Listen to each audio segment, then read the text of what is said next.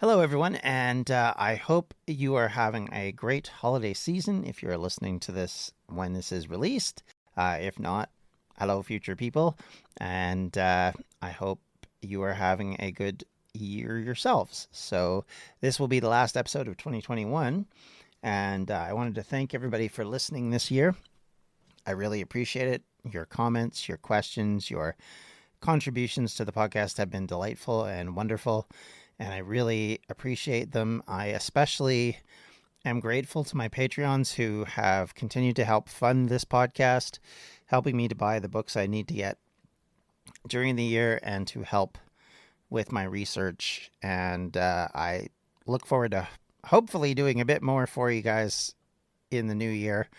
But thank you nonetheless for your contributions, and we certainly want to continue to build on this and work together to create an even better podcast come 2022. And with that, let's begin the episode proper, shall we?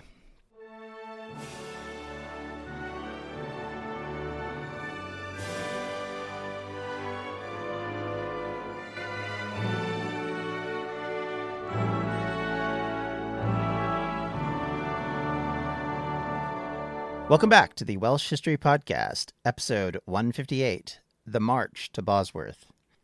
As the winter of 1483-84 began, Richard III was burning figurative bridges. He had commanded his fleet to attack the Breton ships in the Channel, to seize them, and generally to create chaos on the seas in punishment for France's support of Henry during the Buckingham Rebellion. The move was one made by a man of a hot temper and one who did not seem to understand the way medieval politics had worked for the past few hundred years. The reality was that for the Bretons, this now gave them the ability to outwardly support Henry Tudor and stop the continued negotiations with England.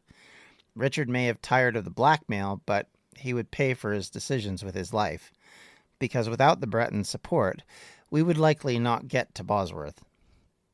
The irony for those Britons who had fled to Gaul or Francia, now supporting another British descendant to attain the Kingdom of England, is not one that is lost on me. Certainly it wasn't lost on the people in Breton, nor in Wales, where this loyalty and continued alliance had been possible in the past. The fact that things have changed over the last nearly 1,000 years since this happened doesn't change the fact that there were still connections and still a common language and a common sense of purpose. And combined with that, Francis's loyalty to Henry was remarkable even through all this. Henry, on the other hand, had slowly been changing tactics. Gone was the man looking to get back in the good graces of the Yorkist king. Gone as well was the political players who were looking to oppose him. As Edward IV was now dead, and his heir likely as well, Louis XI, who had played such a critical role in keeping the Tudors in Brittany, had passed away recently as well. As Christmas arrived, Henry had finally received the only gift he really needed: allies. Many in the positions of authority around England and Wales had actually supported Buckingham's failed rebellion, showing that support for Richard might have been strong for him as Lord Protector had now vanished when the boys did. He might have gained the throne, but he also gained a great deal of hostility, in part because he supported northern lords and northern nobles to some degree over the southern ones, which also presented a problem for him. While many will point to Tudor propaganda as being something that created a strong impression of what Richard was like, and that a lot of this was, if not incorrect, certainly skewed, the one thing that it did not erase was that generally it was pretty obvious he wasn't well liked. He was not even tolerated by people who had supported his brother. His kingdom hung on a knife's edge within months of his accession because he was so unloved, or even respected. That doesn't mean that he could not have been a good king, or that he could not have gained their trust and respect in time. There are a lot of historians who view Edward I as a good king, if you avoid the Welsh and Scottish parts. So, realistically, you can have a good king eventually, given time and ability. But what is pretty clear is Richard III was not an effective king, and his downfall was that he could not build alliances with people who did not trust him. Richard, after the rebellion, had taken out his revenge, having his former friend Buckingham executed, calling him the most untrue creature living. He also executed his brother-in-law, Sir Thomas St. Leger, and a number of other nobles fled from Richard's version of justice. Most fled to France or Brittany, and in so doing looked to the final obvious choice to combat the king and his allies. Henry Tudor was no longer a political prisoner being hauled around western France. He was now the only remaining heir apparent to challenge Richard for the throne. Richard rewarded his northern nobles with lands in the south. From the lands he confiscated amongst the nobility who had rebelled against him, and some of whom obviously had been killed, something that once again created enemies amongst those who saw him as rewarding his northern adherents, as they would call it. The call was growing for the return of a different, in quotes, ancient rulers rather than the tyranny of Richard and his allies. Richard had come to understand about the collusion between Elizabeth Woodville, Margaret Beaufort, and Buckingham, and it meant that the king needed to act with care while dealing with these troublemakers. He decided, probably because of how powerful Margaret's husband, Thomas Stanley, was, that he could not execute Margaret or even imprison her. Of course, part of this was down to the fact that she was a woman, but it was also likely due to that Stanley, having shown a neutral role in all of the things that he'd been doing publicly, made it difficult to execute his wife. Some historians feel he was well aware of his wife's ideals and supported them in secret. Instead, Margaret was to be on house arrest under the watchful eye of her husband. Richard decreed that as her punishment for her part of the conspiracy. He also seized her lands, but once again, instead of taking them for himself and doling them out to his friends and associates, he instead put all of them in the hands of her husband, including Henry's possessions, which means that for a man that was already very powerful and already had a number of lands, he grew in greater strength from this. According to Henry VII's biographer, Polydore Vergil, Stanley was to, in quotes, remove from his wife all her servants, and keep her so straight with himself that she should not be able to thenceforth send any message neither to her son nor friends, nor practice anything at all against the king, unquote. As Margaret dealt with house arrest, soft or not, her son set in motion the next year of his life. As Richard carried out lavish feasts to mark the season in great splendor, in Brittany, at Reims Cathedral, Henry Tudor made his first public declaration that he would marry Princess Elizabeth, daughter of Edward IV. This, what he obviously hoped, would bridge the gap with the Yorkists as a sign of unity both for the Lancastrians and Yorkists under one banner. Those in attendance declared their fealty to Henry as if he was the king, and marked his first real public claim for the throne. This was no longer the Earl of Richmond, but the contender to the throne of England. The fact that at almost 18 years old, Elizabeth was not in Brittany, but still trapped with her mother and the other Woodville women in sanctuary, likely meant she had very little reason to care about this particular situation at this point. But as 1483 ended, the die was now cast. Richard had been planning to announce something of his own, one that would have significant reverberations on the eventual war for the crown that was now obviously coming. Henry and Richard were now the last two combatants standing in the War of the Roses, and they both knew what was at stake. As January dawned, Richard and his court prepared for the return of Parliament. This would be a momentous one for him and the final straw. Richard's favorite, William Catesby, was chosen as Speaker, a man who was a Richard loyalist and counselor to the king, and someone we'll talk about a little bit later. The Parliament met on January 23, 1484, and Richard's supporters began to raise the gambit by introducing the Titulus Regius, as an act of Parliament that would both ratify Richard as King of England and remove the legitimacy of Edward IV's marriage, something that he, Richard, had been contending since he ascended to king last summer. Enshrining this into law would give him what he needed to set himself up as the legitimate heir, while knocking the Woodvilles out of the picture once and for all. He went so far as to rename them Greys, which is an interesting choice, so that their surname would now be Grey instead of Woodville. If he hoped that he would achieve this certainty via legal documents, that at least he did do. However, it feels like it was made to try and convince the nobility of England and foreign leaders across Europe that he was somehow more kingly because of this. Again, going against, in some respects, the norm when it comes to kingship in the medieval era, which is if you have the power, you take it, and if anybody can stop you, they will. If they can't, then you're the king. On this occasion, this is one of those rare times where you see a leader who's very strong, or at least perceived strong, but is unable to carry out the throne because the population is not with him. Normally, especially in England, it's basically been the strong survive, the weak die off or don't last very long or end up being ruled by others. This is one of those rare times where Richard III is in a position where there is a strong contender and he has to fight this contender off, and this is what's leading to all the problems.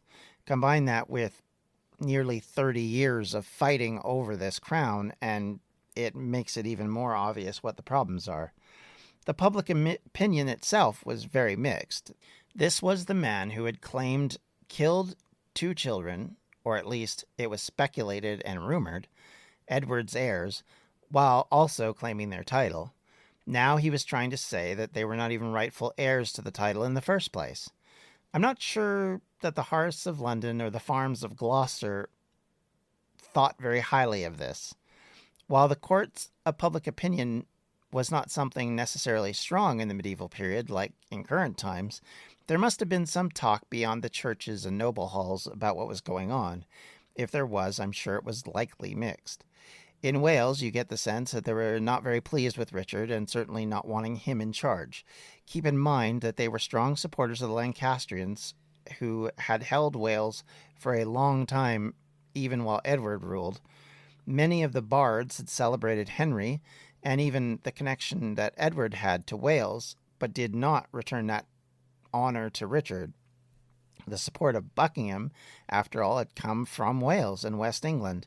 The Marcher lords and the Welsh nobles were obviously not tremendously fond of Richard. Likely it was this animosity which continued the pot boiling while Henry continued to lay the groundwork for his return to Britain. Richard tried to make people happy by changing some of the laws which made Edward unpopular, including the right to have and be offered bail, reforms to land tenure system, and importantly, the removal of the forced loan or tax called a benevolence that Edward had put in place and had made a lot of people very angry. The hope being that by doing these things, it would make the people look at Richard more positively. If so, I would argue it probably failed. The king also tried to build a bridge with the remaining Lancastrians by reburying Henry VI in Windsor. A news story gets shared by a friend on social media, or you catch a tweet that really makes your blood boil. But how do you separate fact from fiction?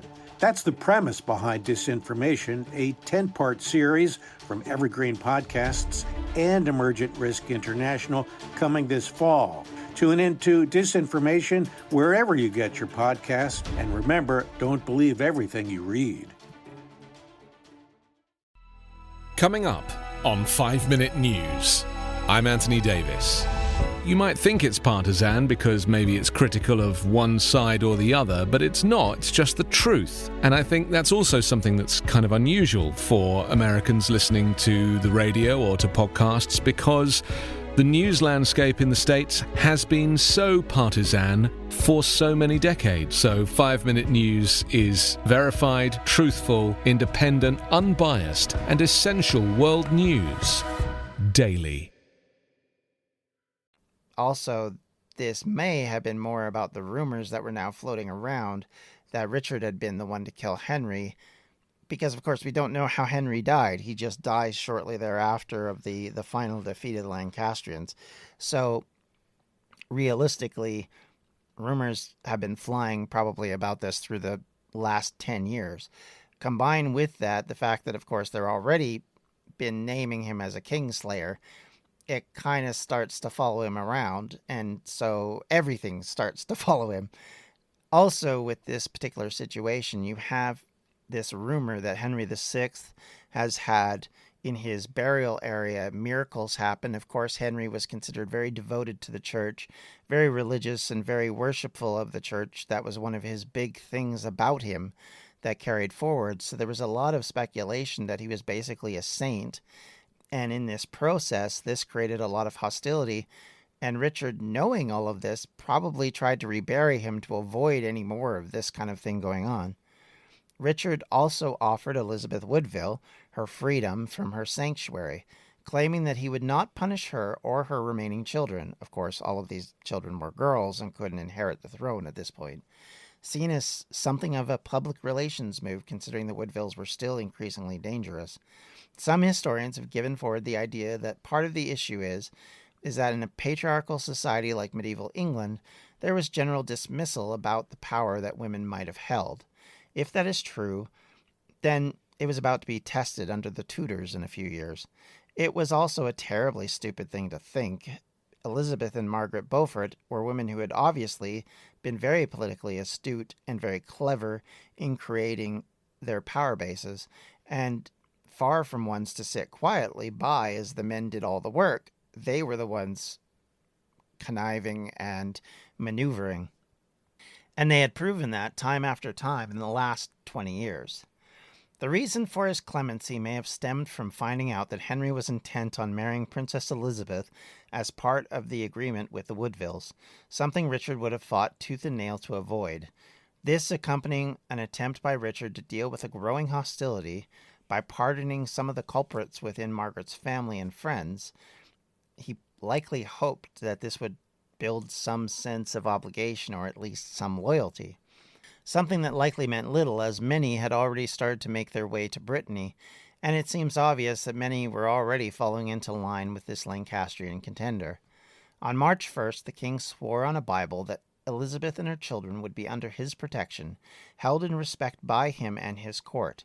He also offered that each of the girls would be married off to nobles with a dowry from the crown of £200, and the former queen would receive a pension of £700 a year to retire in peace. Bluntly, you can see why Elizabeth would have taken this offer. At the same time, you cannot shake your head at the foolishness of freeing her to do as she pleases. She was already very dangerous while being held in her effective prison. Now you've allowed her to have even more ability to contact allies. One man in particular benefited from this round of clemency, though. Lord Thomas Stanley, after the death of Buckingham, had received lands across England as well as titles including the Constable of England. His loyalty unquestioned, he now gained lands in the Welsh Marches. His brother, William Stanley, would be named as Chief Justice in North Wales and given command of Carnarvon Castle, a shocking achievement so soon after Margaret's betrayal.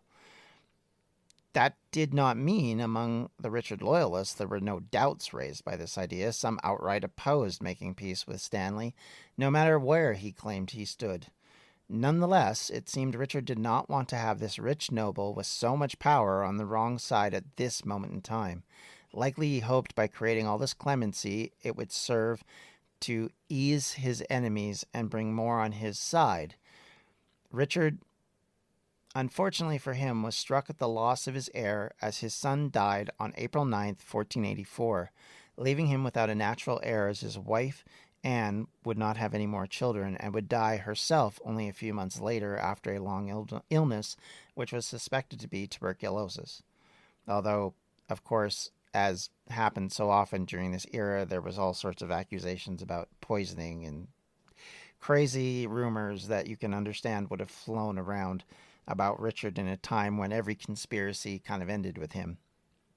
On July 18th, a parchment was pinned on the door of St. Paul's Cathedral. On it was a short couplet, and it read, "The cat, the rat, and Lovel our dog, ruleth all England under a hog. This resentful and bitter comment on the court of Richard, who was the hog, and his advisers William Catesby, Sir Richard Ratcliffe, obviously the rat, and Viscount Lovel, who was the dog, it made it clear that effectively Richard was ruling with a bunch of barely craven people, in effect. It was obviously meant to be insulting. But of course, in an era where we have the ability to call out our politicians, make fun of them, call them rude names, be very brutal to them if we so desire on social media, it would be a bit of a surprise if you didn't understand how things worked in a one-man government. But this was seen as incredibly traitorous, and a manhunt was called to find the culprit, eventually honing in on William Collingbourne, a servant of Edward and a formerly to the mother-in-law of the king, Cecily Neville. He was tried for sedition and convicted as more evidence of his treason had reached Richard, including letters that were sent to Henry reaching out to him and his court, in quotes, in Brittany.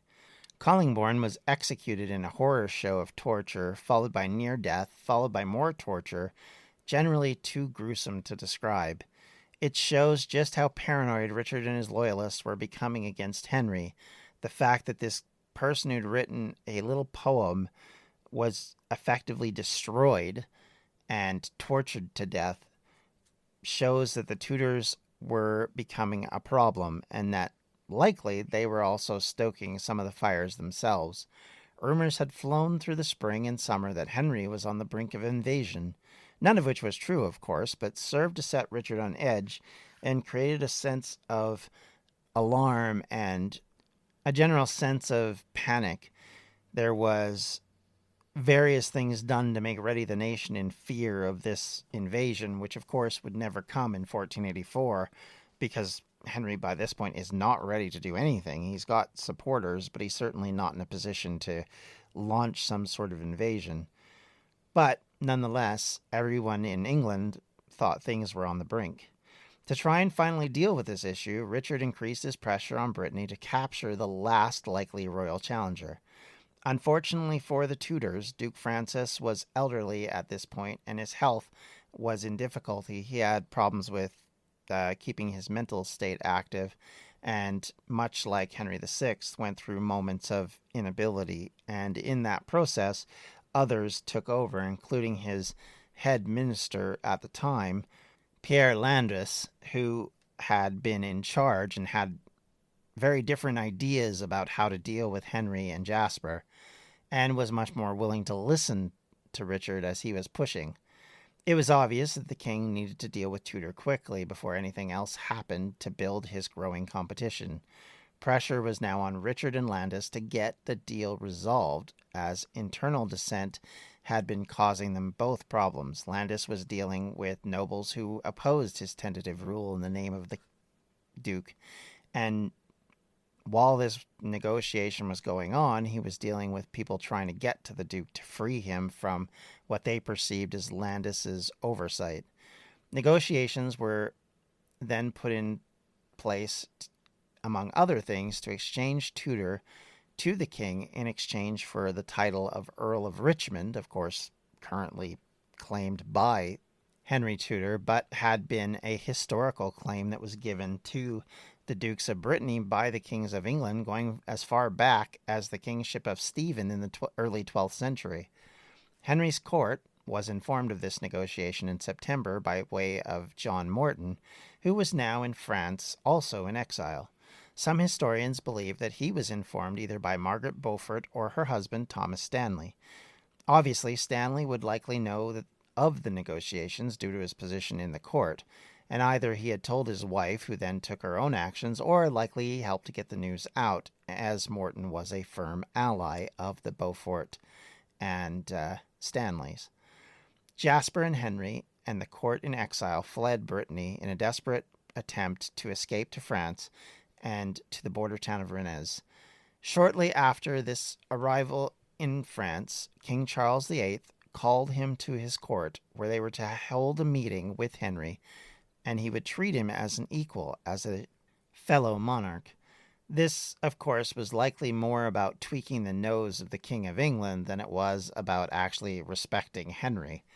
But nonetheless, in honoring Henry, it gave even more legitimacy to him and allowed him to present himself as the king in exile. In October, the remaining English lords and retinues who were trapped in Brittany joined Henry after Duke Francis regained his health enough to punish Landis for his part in this conspiracy with England, and swelling the forces of Henry, which of course was hard to ignore. At this point, Henry had gained about 500 nobles who he had around him from both the Lancastrian and Yorkist sides, something of a coup already, if we're honest. Of course, France being France, immediately committed to help Henry take England as the, in quotes, rightful king. By November, Henry received another boon as the Earl of Oxford, who'd been held in Calais since he had lost control of the city to Edward, was able to escape with the help of a few key nobles who also defected to Tudor. Oxford was a firm Lancastrian, which had put him in a position of power within that group. He had also been a very clever and able military tactician, something that also was frightening if you were on Richard's side, and one thing that Richard had tried to avoid. In fact, Richard had tried to, once he realized what Henry had done in fleeing to France, tried to have Oxford moved to England to avoid this particular turn of events, but in reality, it alerted Oxford and those loyal to him, and thus he was able to escape. Oxford, of course, had more usefulness, as he wasn't just a good military man, but also very much his courtly ability was respected as well. Thus, his abilities to create relationships with France and with other kingdoms made him also a formidable ally. So having him alone was a masterstroke for Henry. Largely, the other side effect to having Oxford is that he brought with him troops, something that now gave Henry legitimate ability to take out and attack Richard, something that now brings the French on board even more because, of course, now there is an actual active group that can oppose him, and the French and the Bretons will both support that. Now both the Yorkists and Lancastrians, at least the ones that were not loyal to Richard, were united about something, and that was their hatred of Richard III, and had begun preparations to defeat him as the decisive new year of 1485 dawned and the march to Bosworth would begin in earnest. All of Richard's fears were about to come true. Henry was the true opponent, and a formidable one, with former leaders from both Henry VI and Edward IV supporting him, and with powerful families across England, Wales, and in France and Brittany, nobles and monarchs supported him. And with that, I'd like to thank you for listening. I hope you have a great end of your December, and I wish you nothing but the best for 2022. Thank you all so very much. If you have any comments, questions, or concerns, you can reach me at the Welsh History Podcast at gmail.com, or you can follow me on Twitter at Welsh History Pod, or on Facebook, you can join our little community at facebook.com/Welsh History Podcast. And as always, if you'd like to help out financially, you can join our Patreon at patreon.com/Welsh History. Thank you, everybody. Have a great day. Take care. Bye-bye. This has been a Distractions Media production, and for everything we do, check out distractionsmedia.com. A news story gets shared by a friend on social media, or you catch a tweet that really makes your blood boil. But how do you separate fact from fiction? That's the premise behind Disinformation, a 10-part series from Evergreen Podcasts and Emergent Risk International coming this fall. Tune into Disinformation wherever you get your podcasts, and remember, don't believe everything you read.